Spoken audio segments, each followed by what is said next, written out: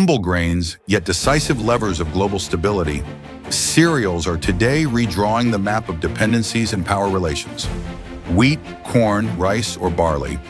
These basic commodities, invisible in high technology, impose themselves as the true vectors of food security and economic diplomacy in the 21st century.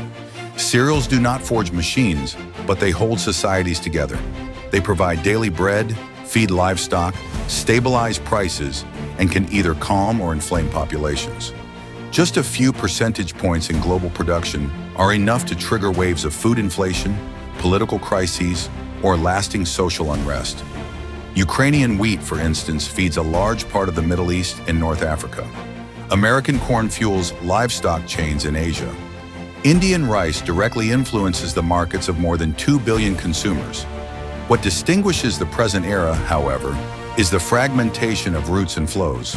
The war in Ukraine has abruptly reshaped exports, pushing Europe and North Africa toward new suppliers.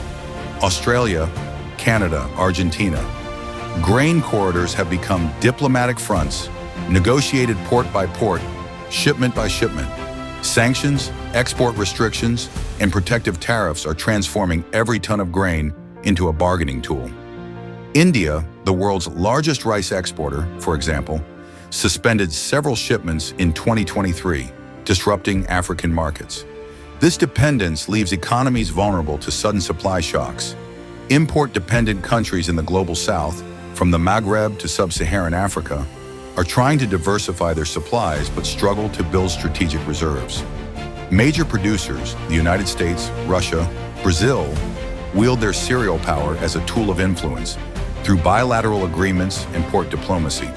Speaking of Brazil, in 2024, the country accounted for 19% of the international cereal export market, making it the world's second largest exporter.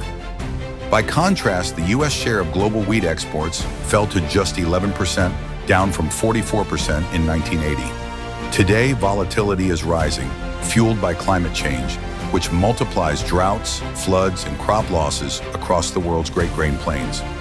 In this race for grain, some territories are emerging as new strategic cards.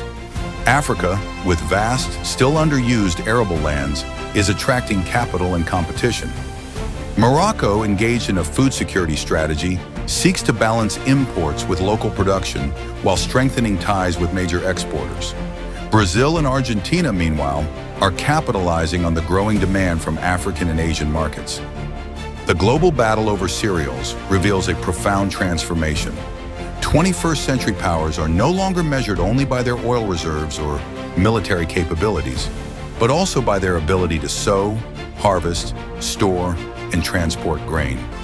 In this discrete yet decisive theater, food sovereignty is becoming a weapon of strategic projection, and cereals the invisible currency of exchange in a world in flux.